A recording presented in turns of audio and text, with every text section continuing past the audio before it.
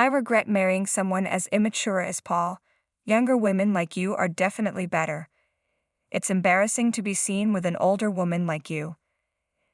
Only I could turn back time, I'd redo my life. These were the hurtful words my ex-husband, Paul, uttered a decade ago when we were still together. My name is Jennifer, aged 48.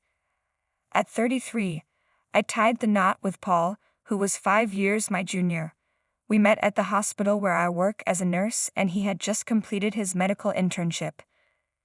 Despite the age gap and our differing professional roles, Paul's eagerness to seek my advice and his innocence drew me towards him. Our daily conversations gradually evolved into a romantic relationship. Initially apprehensive about our age difference, I was reassured by Paul's nonchalance towards it. 2 years into our relationship, we exchanged vows.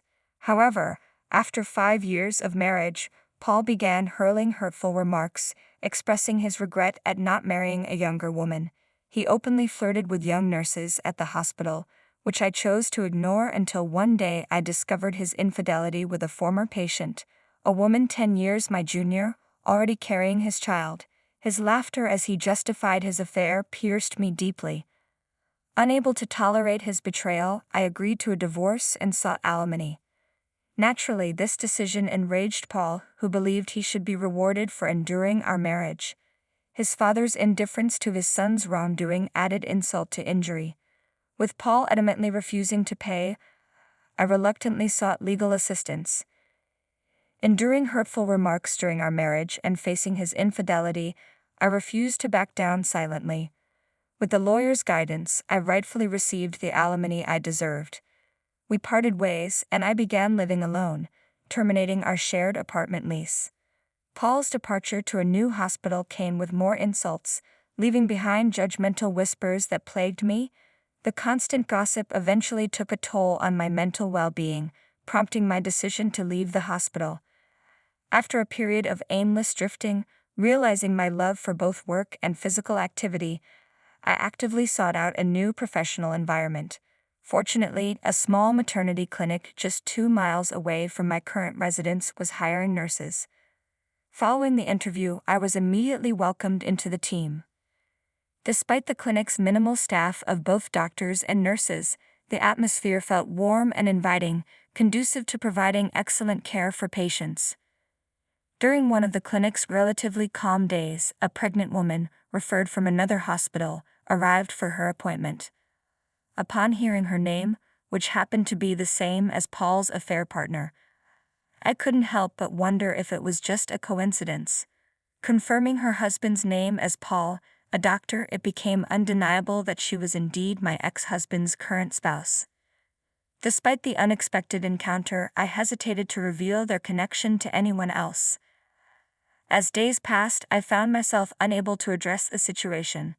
Then one day, Paul and his wife came in for a checkup. Paul's eyes widened in surprise upon seeing me, clearly not expecting our paths to cross again. Truthfully, I had hoped to avoid such encounters, especially in a setting like this. "What are you doing here?" Paul's accusatory tone made his wife realize who I was. "Wait, is this? Did you come here to harass us?" His words stung, and I struggled to explain that I had been working at the clinic long before knowing of their proximity. Disregarding my explanation, Paul continued his tirade, accusing me of stalking them and causing trouble.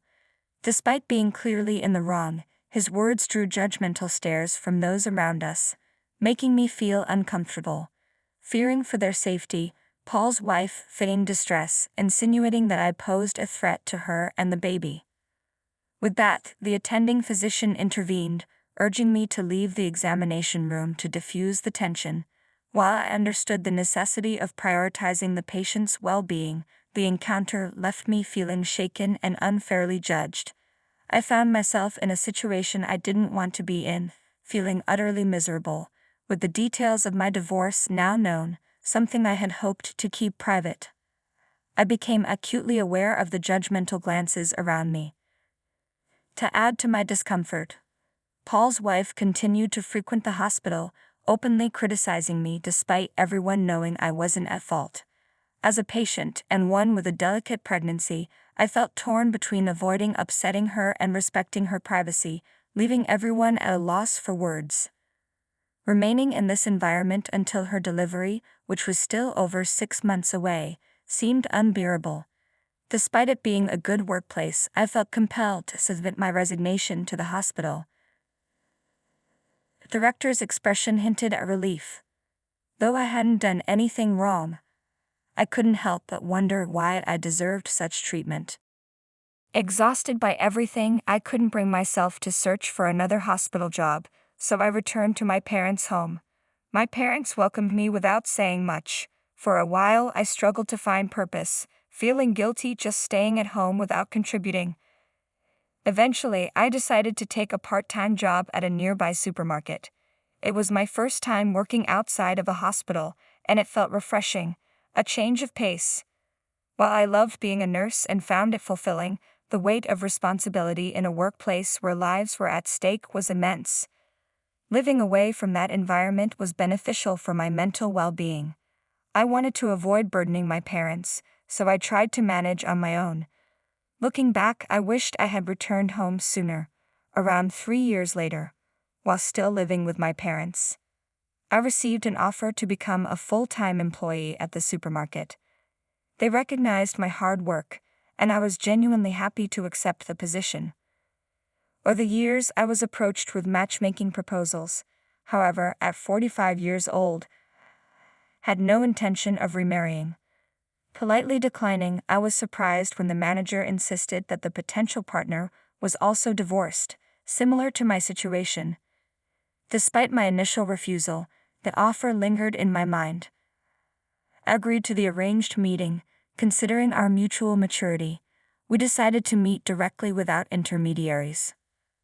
Upon arriving at the designated restaurant, my matchmaking partner was already there. As I entered, he suddenly stood up, causing his chair to topple over. His face flushed bright red, and despite his embarrassment, I couldn't help but laugh. It felt like a scene straight out of a novel. "I'm Edward. Thank you for coming today," he said, regaining his composure. "Nice to meet you, I'm Jennifer." Perhaps due to the initial mishap, we quickly found ourselves at ease with each other. I discovered that Edward had visited our supermarket during a business trip and had been captivated by me at first sight. He had convinced the department manager, who turned out to be Edward's senior from university, to arrange our meeting. "I'd like to pursue a serious relationship if possible," Edward expressed. I had come prepared to decline, but unexpectedly, I found myself wanting to see him again. After 6 months of dating, we decided to get married.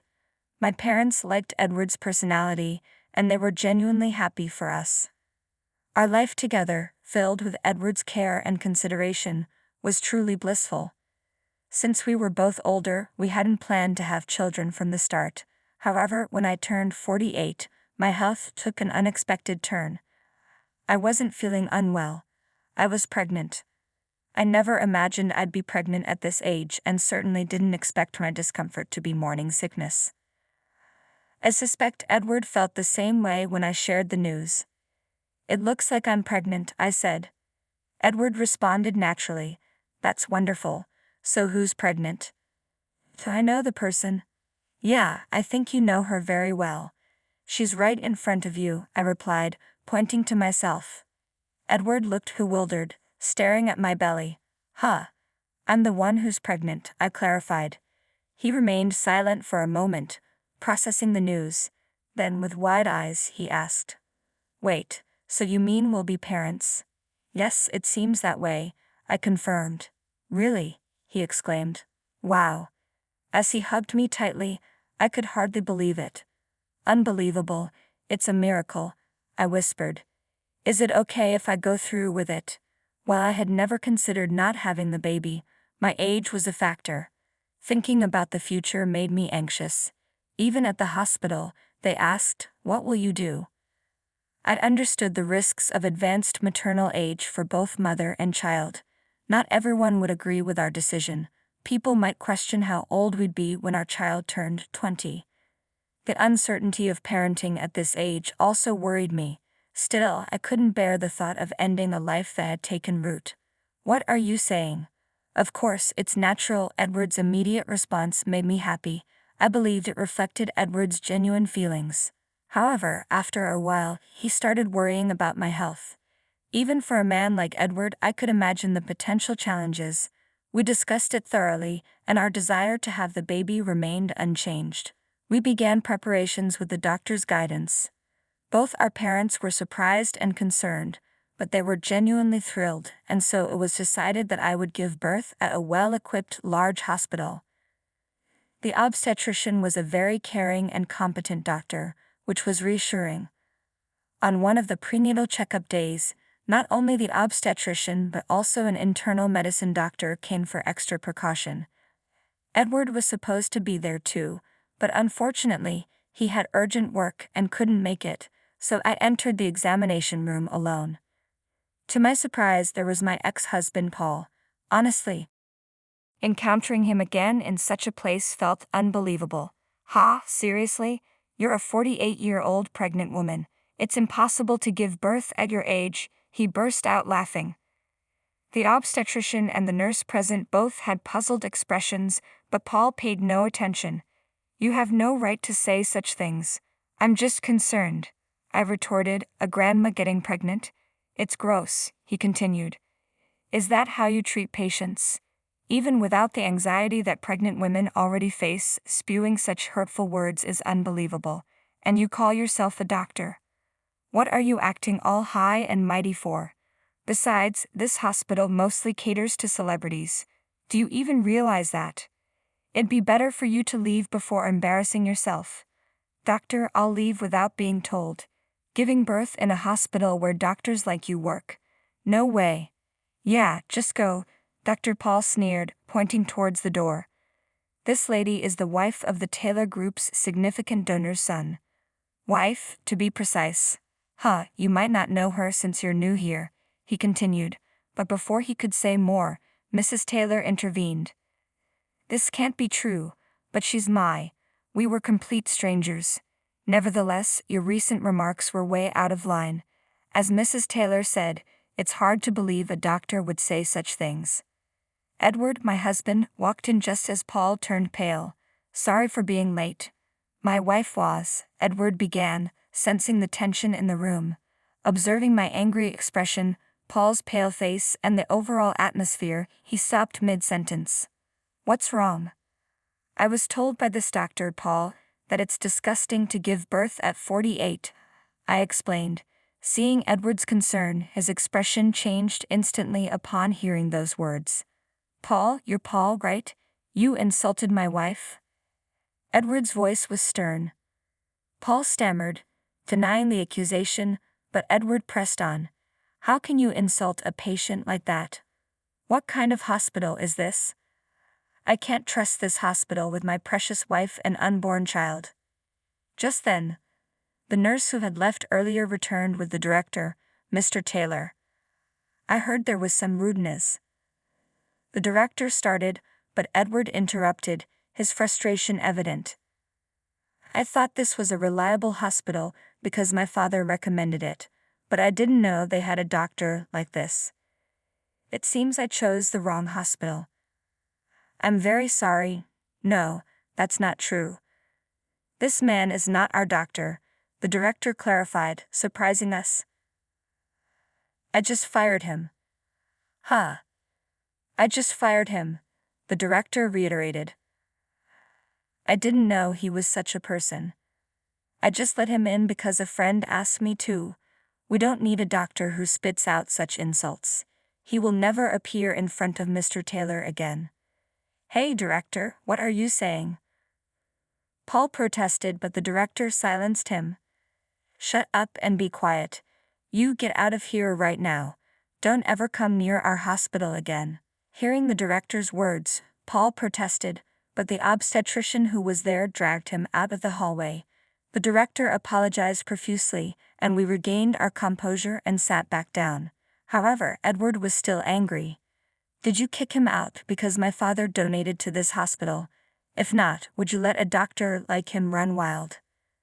The director shook his head and explained, Actually, Paul had only been at this hospital for a week. Paul's father was my classmate, and they had a reunion the other day, and he asked him to hire his son. He had no idea he was such a person, and he looked truly sorry. Not all the doctors at this hospital were like Paul. The obstetrician in charge is a very good doctor. If Paul wasn't there, I would want to give birth here, I said, and Edward agreed. Edward's father was the president of a large company with branches all over the country, and he donated part of his profits to medical and welfare facilities.